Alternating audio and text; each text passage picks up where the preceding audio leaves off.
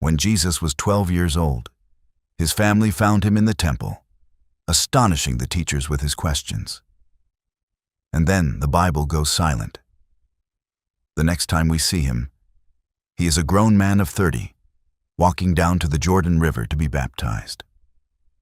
Between those two moments lie 18 years, almost the entire span of his life, that the Gospels never explain. 18 years. Think about that. We know the story of his birth.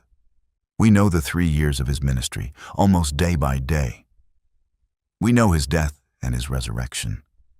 But the 18 years in between, the years that took him from a boy in the temple to the man who would change the world, the Bible passes over in complete silence. It tells us almost nothing. Where was he? What was he doing? How did he live? Who did he become in all those hidden years? And here is what almost no one stops to consider. For the overwhelming majority of his life on earth, Jesus was not a preacher, not a miracle worker, not a public figure at all.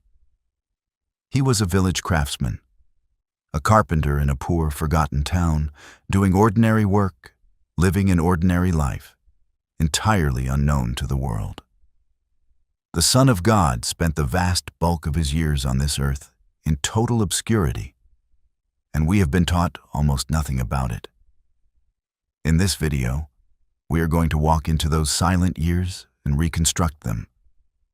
The workshop where he spent his days, the tools in his hands, the death that changed his family forever, the ordinary mornings and the long, ordinary decades in a town no one had heard of, the years of waiting when the promise of his birth seemed almost forgotten, and the quiet, hidden formation of the man who would one day walk out of that village and change everything. We are going to rebuild the hidden life of Jesus and step inside it. A note before we begin. The Gospels record nothing at all between the age of 12 and the beginning of his ministry. So almost everything in this video is a careful reconstruction, built from the two facts we do have: that he worked as a carpenter, and that his father Joseph disappears from the story, together with what we know of daily life in first-century Galilee and the earliest Christian traditions. Where we are imagining, we will say so. This is the hidden life, rebuilt with care. It begins with the last glimpse the Bible gives us, a boy of 12, and then the doors of Scripture closing. The last thing the Bible tells us about the childhood of Jesus is a single scene. And it is worth beginning there, because it is the doorway into all the silence that follows. The family had gone up to Jerusalem for the Passover festival, as they did every year. And on the way home, traveling in the great caravan of pilgrims, Mary and Joseph realized with horror that their 12-year-old son was not among them. They rushed back to the city, and for 3 days they searched, every parent's nightmare, a child lost in a great crowded city. And at last they found him, in the temple, sitting among the teachers of the law, listening to them and asking them questions. And everyone who heard him was amazed at his understanding. And when his mother, weak with relief and worry, asked him why he had done this to them, he gave the answer that has echoed ever since. "Why were you searching for me?" he said. "Did you not know that I must be about my Father's business?" Even at 12, he knew, in some way, who he was. He belonged to a purpose larger than the family. And Luke tells us that Mary did not fully understand, but treasured it in her heart. And then, this is the crucial part. Luke tells us what came next. He went down with them and came to Nazareth and was obedient to them. And he grew in wisdom and in stature and in favor with God and man. And that is it. That is the last we hear. The boy who had just declared he must be about his father's business went home to a poor village and submitted himself to his parents and grew up. And the door of Scripture closes on him for 18 years. Sit with the strangeness of that. Here is the most important person who has ever lived. And the Gospels, which record his 3 years of ministry in such detail, say nothing at all about the next 18 years of his life. From 12 to 30, there is silence. No stories, no sayings, no miracles, nothing. As if those years did not matter, as if they were empty. But they were not empty. They were, in fact, the great majority of his life. If Jesus lived to around 33, then these hidden years, from 12 to 30, make up more than half of his entire time on this earth. More than half. The public ministry that fills the Gospels was only the final 3 years. The rest, the overwhelming bulk of his life, was lived in the silence of Nazareth. And the fact that the Gospels leave it blank does not mean nothing happened. It means we have to reconstruct it. And when we do, something remarkable comes into view, and people have always wondered about these years. Wondered so much that legends grew up to fill the silence.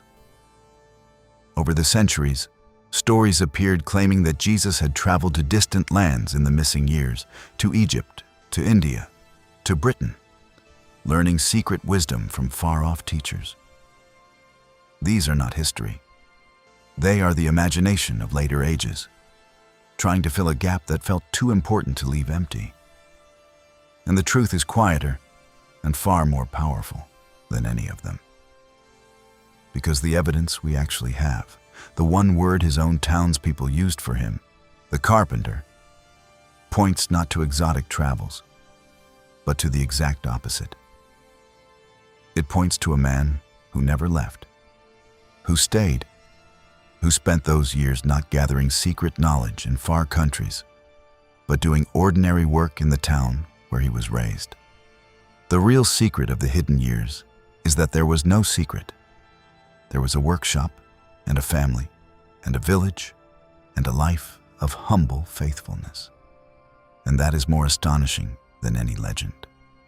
Because there is one thing the Gospels do tell us about those years, dropped almost in passing, that unlocks everything. Later, when Jesus returned to Nazareth as a famous teacher, the people of his own town were offended by him. And they said, in effect, "Who does he think he is?" And in their scorn, they named what he had been. "Is this not the carpenter?" they said. "Is this not the carpenter, the son of Mary?" The carpenter. That is what he had been all those hidden years.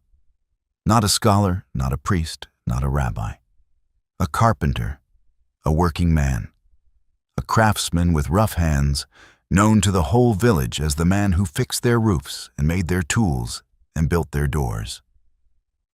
And so, to reconstruct the hidden years, we begin where he spent them, not in a temple, not in a palace, not in a school of philosophers, in a workshop, in the sawdust and the sweat and the ordinary daily labor of a village carpenter. That is where the Son of God spent the silent years. Let us go in. To understand the hidden years, you have to understand the trade. Because for the better part of 2 decades, this was the daily world of Jesus. The workshop, the tools, the wood, the work. The word the Gospels use that we translate as carpenter meant something broader in his world than it does in ours. It meant a craftsman who worked with hard materials, wood, and often stone as well. A builder, a maker, the kind of man a village depended on for the practical, physical work of daily life. And it is worth correcting a picture many people carry. He was not making delicate furniture in a comfortable shop. The work of a village craftsman in Galilee was hard, physical labor, roof beams, door frames, yokes for oxen, plows and tool handles for the farmers, repairs of every kind. The heavy, sweaty, practical work of keeping a poor community's buildings and tools in working order. Picture his hands. This is important, and we almost never think of it. The hands that would one day be pierced with nails, the hands that would bless bread and touch the sick and lift up children.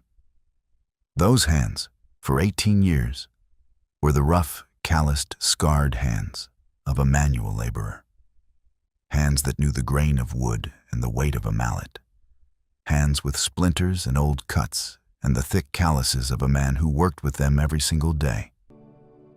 When people met Jesus during his ministry, they were meeting a man with a workman's hands, and he would have learned it all from Joseph. This is how a trade passed down in that world, from father to son, at the bench, over years. As a boy, Jesus would have started with the small tasks, sweeping the shavings, sorting the wood, holding the pieces steady. Then the simple work, under Joseph's eye. Then, as the years passed, the real skills.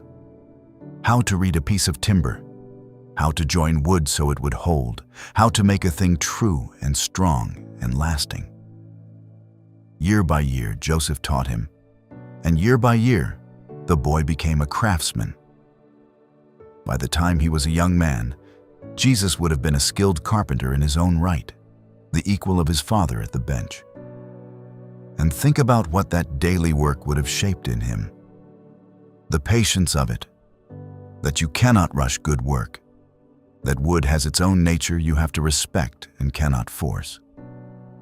The honesty of it, that a badly made joint will fail, that you cannot fake sound work, that the truth of a thing shows up under weight. The humility of it, that good work serves people quietly in the ordinary needs of their lives. The dignity of honest labor done well. Every one of these lessons is written into the trade of carpentry. And Jesus lived inside that trade for 18 years. It formed him. The man who would later speak of building a house on rock, who would call himself the cornerstone, who would speak again and again of what is sound and what is false.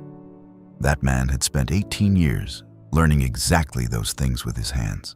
And consider the economics of that life, because it tells you how he lived. A village craftsman in Galilee was not poor in the sense of destitute. He had a trade, a skill, a way to earn, but he was far from comfortable. He worked for a poor clientele in a poor town, in a region taxed heavily by Rome and by the local rulers. Payment often came not in coin, but in goods. A portion of a harvest, some oil, some grain, a service in return. It was a hand-to-mouth existence, dependent on the seasons and the needs of neighbors who had little to spare. There was no security in it, no savings to fall back on, no cushion against a bad year. Jesus knew, from the inside, what it was to work hard for little, to depend on the goodwill of others, to live close to the edge the way most people in his world and in ours have always lived. And there is a detail here that would have shaped him in a particular way. Nazareth sat only a few miles from a large city that was being built up in those very years. The city of Sepphoris, a major construction project within walking distance of his village. Many scholars believe that Joseph, and then Jesus, may well have found work there, among the crews of laborers and craftsmen building a city. If so, then Jesus would have known the world of the day laborer intimately. The men who gathered in the marketplace at dawn hoping to be hired, the ones who worked all day and the ones who found no work, the wages paid at evening, the foremen and the crews and the hard physical world of ancient construction. And it is striking that when he later told a parable about laborers hired to work in a vineyard, some at dawn and some at the 11th hour, he was describing a world he had lived in with his own hands. And notice, too, what the work was not. It was not important.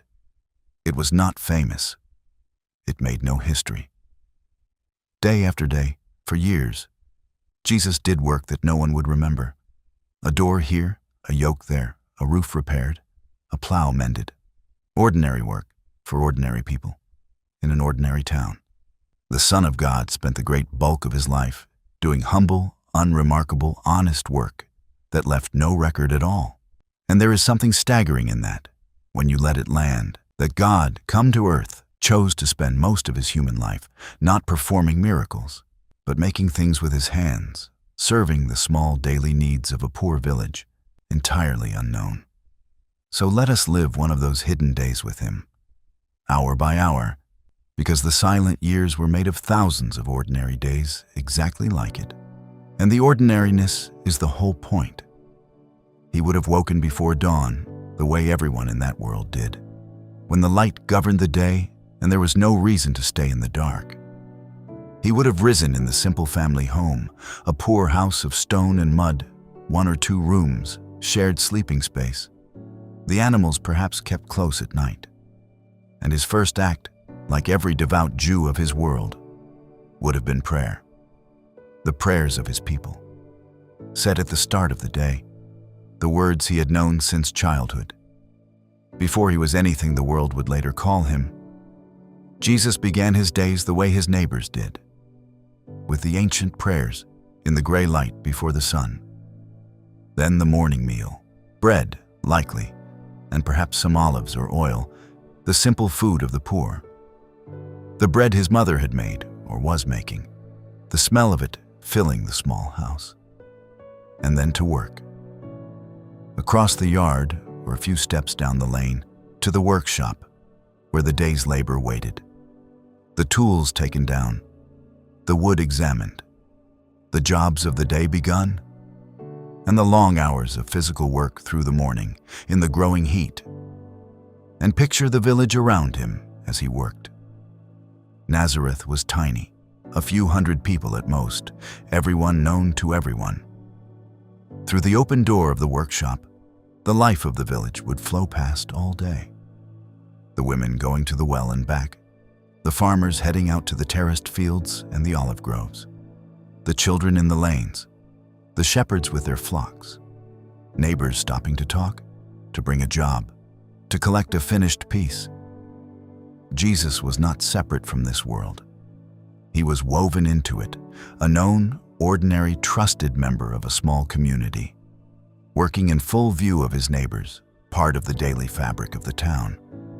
And think about what that meant. For 18 years, Jesus knew these people. He watched them live. He saw the farmer sowing his seed, and some of it falling on the path, and some among the thorns. He saw the woman searching her whole house for a lost coin. He saw the shepherd out on the hills with his flock. He watched fathers and sons, and debts and quarrels and reconciliations, and weddings and funerals, and the small dramas of ordinary human life play out, year after year, in a village where he knew everyone. He was not observing humanity from a distance. He was living inside it, elbow to elbow, for 18 years. And here is something quietly astonishing. Every one of those ordinary sights would one day become a parable. When Jesus finally began to teach, he did not speak in abstractions. He spoke of sowers and seeds, of lost coins and lost sheep, of vineyards and fig trees, of a man building a house, of yeast and dough, of a father and 2 sons. He spoke, in other words, of exactly the world he had spent 18 silent years living inside. The hidden years were not empty. They were the years he was filling up with the ordinary human life he would later hold up to the light. Every parable was already there, in the village, in the daily watching. He spent 18 years gathering it. And there was one day each week that broke the rhythm of the work, the Sabbath. From Friday evening to Saturday evening, all labor stopped, and the whole village turned to rest and to God. Picture it. The workshop closed, the tools laid down, the family gathered, the Sabbath meal, and then the gathering at the synagogue. Because even a village as small as Nazareth would have had its synagogue, the place where the community came together to hear the scriptures read and taught. And there, week after week, year after year, Jesus sat among his neighbors and heard the sacred writings of his people, the law, the prophets, the Psalms. He would have known them deeply. By the time he was a grown man, the scriptures of Israel were written into him, not as a scholar's abstract learning, but as the living inheritance of a devout man who had heard and prayed and pondered them his whole life. And there is a moment later that shows us the fruit of all those hidden Sabbaths. When Jesus finally returned to Nazareth as a teacher, he went, the Gospel says, to the synagogue on the Sabbath, as was his custom. In one small phrase, the hidden years open up. This was his habit, his lifelong practice, the thing he had done every week for 30 years. He stood up to read, and they handed him the scroll of the prophet Isaiah, and he found the place and read. This was a man utterly at home in the scriptures, because he had spent a lifetime of hidden Sabbath steeped in them. The public moment revealed what the hidden years had built. And then the day would end, the light going golden, then red. The tools laid down, the evening meal with the family, the prayers again as the day closed, the lamp lit against the dark. And then sleep in the small house, in the quiet village, under the stars. And then the same again the next day, and the next, and the next. For 18 years. This was the hidden life, not dramatic, not recorded, just an ordinary, faithful, working life, lived out day by day in a town no one had heard of. And somewhere in all those ordinary days, something extraordinary was quietly being made ready. But the hidden years were not only quiet and ordinary. Somewhere in the middle of them, they held the first great grief of Jesus' life. Because somewhere in those silent years, Joseph died. The Gospels never tell us this directly, but they tell us by their silence. Joseph is present all through the birth and the childhood. He is there at Bethlehem, there for the flight to Egypt, there in the temple when Jesus is 12. And then he vanishes. He is never mentioned again. He is not there when Jesus begins his ministry. He is not at the wedding at Cana. He is not at the cross where, if he had been alive, he would have cared for Mary. But instead, Jesus gives his mother into the keeping of the disciple John. The overwhelming conclusion is that Joseph died sometime during the hidden years, which means Jesus, as a young man, lost his father. Imagine what that would have been. Joseph was not only his father in the eyes of the world, he was his teacher, his protector, the man who had shielded the family from the beginning, the one who had taught him the trade and worked beside him at the bench every day. And now he was gone. Jesus would have grieved him, really grieved him, with the raw human grief of a son who has lost a good father. Whatever else was true about who Jesus was, this was true. He knew, from the inside, the particular pain of losing a parent. He stood at a graveside. He watched his mother become a widow. He felt the hole that a death tears in a family. The Son of God grieved. And notice what that means for everything that came after. When Jesus later stood before grieving people, before the widow of Nain following her only son's body, before the sisters weeping for Lazarus, and when the Gospel tells us that Jesus wept, he was not weeping as a stranger to grief. He knew it. He had buried his own father. He had held his own grieving mother. The compassion he showed the bereaved was not the pity of someone looking in from outside. It was the fellow feeling of a man who had stood exactly where they stood. The hidden years taught him grief, and the death of Joseph changed the shape of Jesus' daily life completely. Because in that world, when the father of a household died, responsibility fell to the eldest son. And so, on the day Joseph died, Jesus, likely still a young man, perhaps in his late teens or 20s, became the head of the household. The workshop was now his. The livelihood of the family now rested on his shoulders. The care of his widowed mother was now his responsibility. Overnight, he went from being a son learning a trade to being the man of the house, the provider, the one everyone depended on. And he carried it. For years, perhaps many years, Jesus ran that workshop, provided for his mother, and held the household together. This was his life. Not preaching, not miracles. The daily, unglamorous, faithful work of a young man, providing for his widowed mother in a poor village, getting up every morning to the labor, bringing in enough to keep them fed, being the steady, reliable presence his family leaned on. The Son of God spent years of his hidden life simply being a good son and a faithful provider, doing the quiet, honorable, ordinary work of holding a family together after a loss. And he was not providing for his mother alone. Because the Gospels tell us that Jesus had brothers and sisters, the people of Nazareth named them James, Joseph, Judas, and Simon, and sisters too. Whatever we understand about exactly who they were, the household Jesus headed after Joseph's death was a full one, with younger members to feed and look after.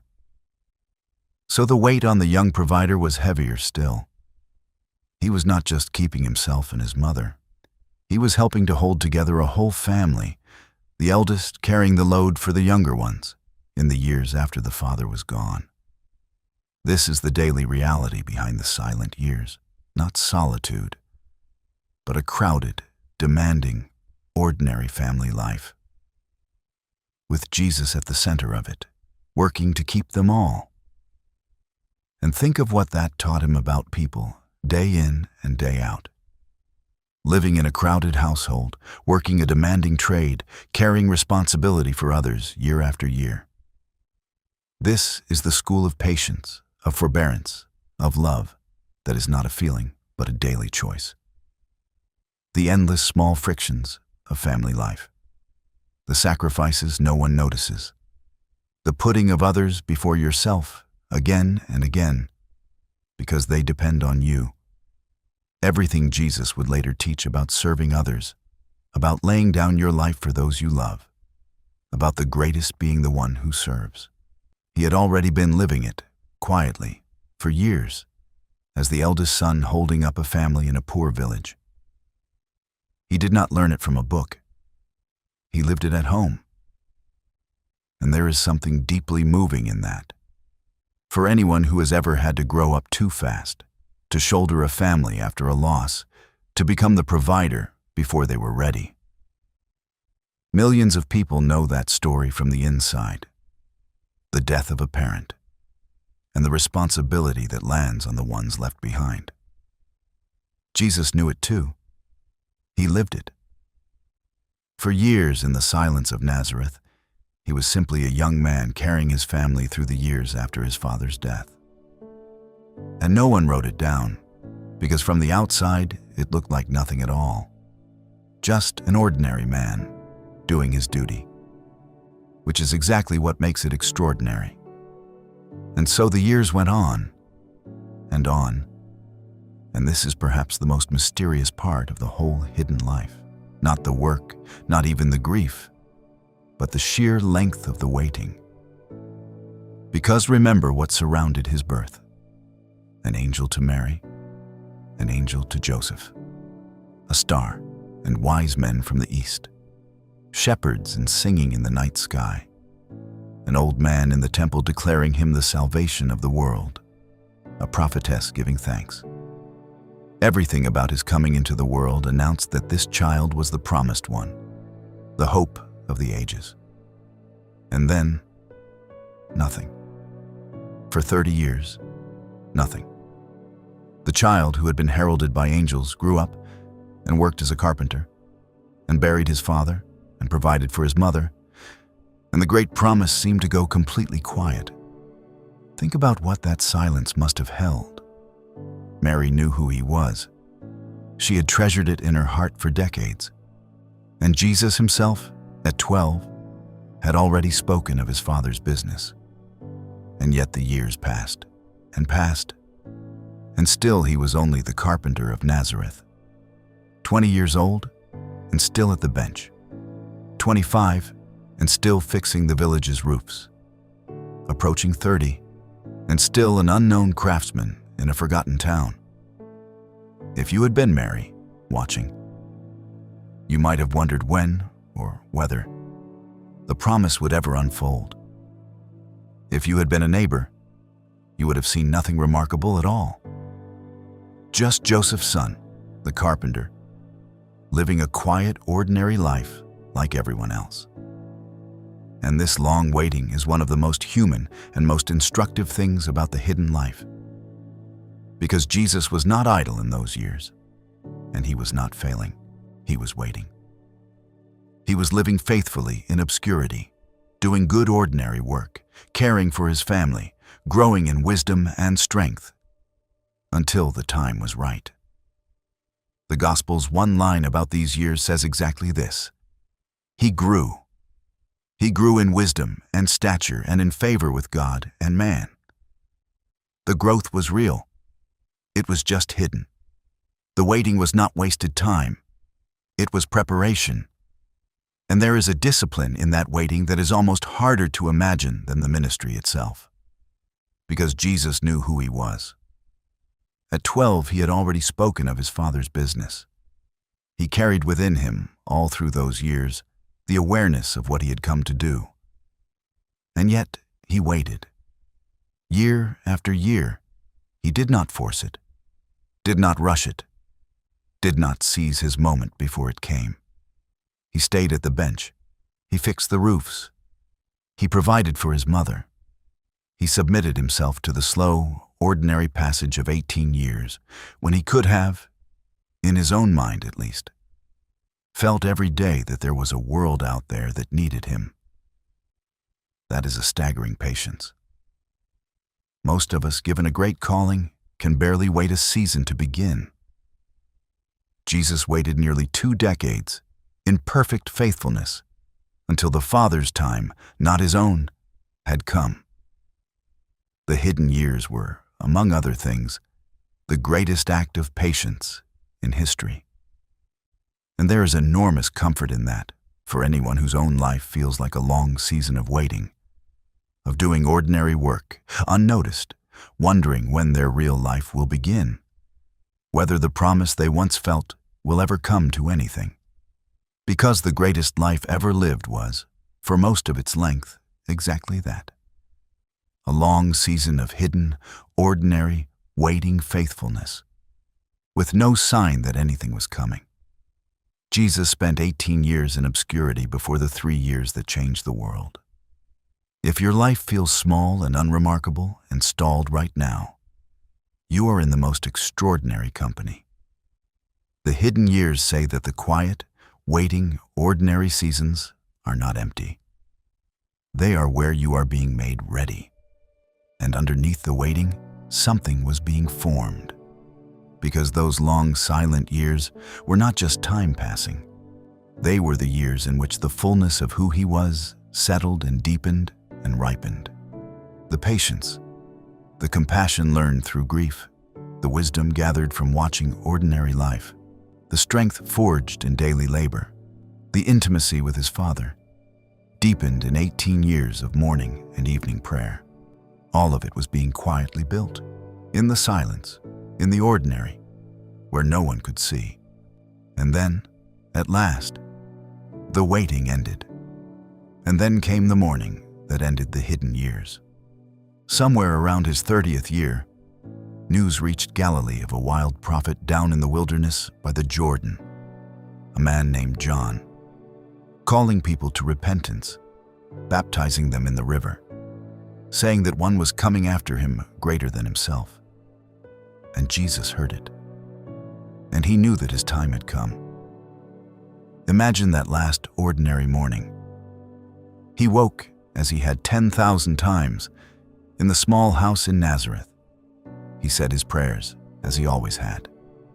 Perhaps he ate his bread with his mother. And then, this time, instead of crossing to the workshop, He set down the life he had lived for 18 years. He laid down the tools. He left the bench.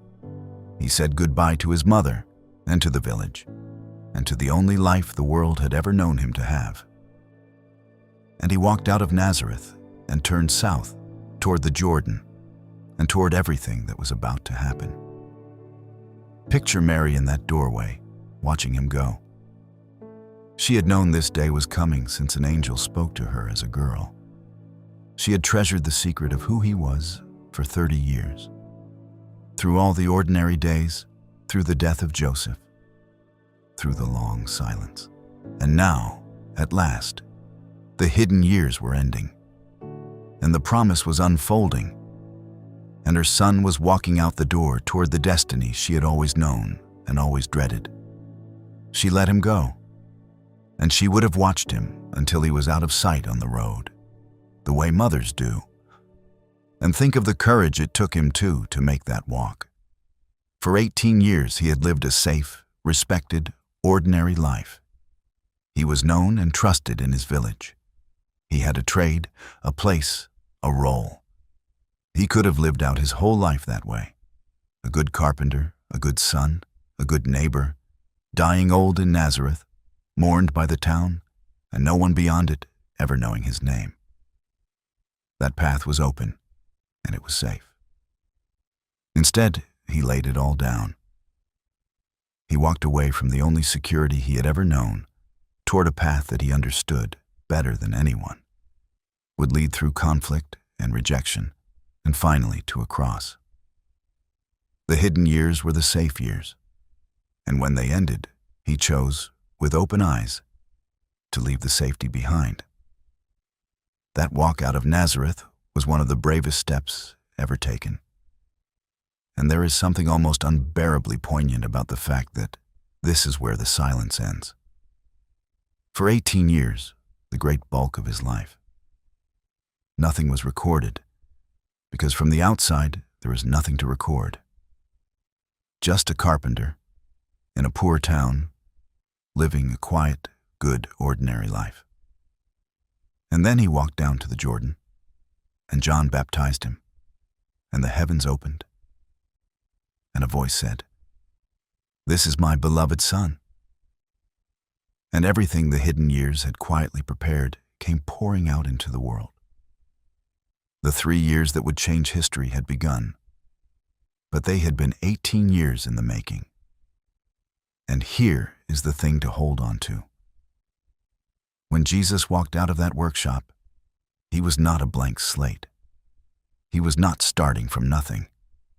He carried 18 years of Nazareth inside him, the patience of the craftsman, the grief of the son who had buried his father, the compassion of the man who had cared for a widow, the wisdom of one who had watched ordinary human life up close for decades, the strength of a body formed by hard labor, the intimacy with God of a man who had prayed every morning of his life. Everything he would be in his ministry, he had already become in the silence. The hidden years were not the prelude to his life. They were most of it, and they made him who he was. So step back now and look at the whole hidden life, those 18 silent years, reconstructed, and ask what it all means. Because there is something here that changes how you see everything. The first thing it means is this: that God honored ordinary life. Think about it. God came to earth and chose to spend the overwhelming majority of his human life not doing miracles, not teaching crowds, not being celebrated, but doing ordinary work in an ordinary town, in an ordinary family, entirely unknown. He blessed the hidden life by living it. He made the workshop holy by working in it. He made the daily labor of ordinary people sacred by doing it himself for 18 years. If you have ever felt that your quiet, unremarkable, unnoticed life does not matter, the hidden years of Jesus are God's answer. He spent most of his own life exactly there. Ordinary faithfulness is not lesser. He chose it. The second thing it means is that the greatest work is often invisible. everything essential about who Jesus was. His patience, his compassion, his wisdom, his strength, his intimacy with God was formed not in the spotlight of the ministry, but in the silence of Nazareth, where no one was watching. The hidden years were the roots. The ministry was only the fruit, and it is almost always so. The most important formation of a human life happens in private, in the ordinary, in the seasons no one sees. If you are living through a hidden season right now, unseen, unrewarded, wondering if any of it matters, the silent years say that this is exactly where the real work gets done. And the third thing it means is that no ordinary day is wasted. Every unremarkable morning in that workshop, every ordinary meal, every routine repair, every quiet evening of prayer, every year of faithful waiting, all of it was part of it. None of it was filler. None of it was time to be gotten through until the real life began. It was the real life. And the same is true for us. The ordinary days are not the waiting room before your life matters. Lived faithfully, they are the substance of a life. Jesus proved it. He spent 18 years of ordinary days becoming the man who would change the world. And perhaps that is the deepest gift that the hidden years give us. Because most of us will never have 3 famous years. Most of us will live almost our entire lives in the equivalent of Nazareth, in ordinary work, in ordinary families, in ordinary towns, unknown to the world, our days unrecorded, our faithfulness unseen. And it can feel sometimes as though a life like that does not count for much. The hidden years of Jesus are the answer to that fear. Because he chose that life, he spent the overwhelming majority of his time on earth living exactly the kind of quiet, ordinary, hidden life that most of us live. And he made it holy simply by living it well. Your Nazareth years are not the lesser part of your life. In his case, they were most of it, and they were enough to hold the Son of God. When Jesus was 12, the Bible showed him to us in the temple, and then it closed the door for 18 years. And behind that door was not emptiness. Behind it was a carpenter at his bench with calloused hands, a son, grieving a father and taking up the burden of a household, a young man providing faithfully for his widowed mother, a watcher of ordinary life, gathering the parables he would one day tell, a soul waiting patiently in obscurity, praying every morning, being quietly made ready. For most of his life on this earth, the Son of God was simply a good and faithful ordinary man, unknown to the world. That is the hidden life of Jesus. And now you have stepped inside it. If this gave you a new way to see Jesus, and a new way to value your own hidden, ordinary days, subscribe, because we rebuild the world of the Bible and take you inside it. No lectures, no sermons, just the ancient world, rebuilt. And if you are living through your own long season of quiet, ordinary, unseen faithfulness, tell me in the comments. You are in the best of company. I read everyone. Thank you for walking these hidden years with me. I'll see you in the next one.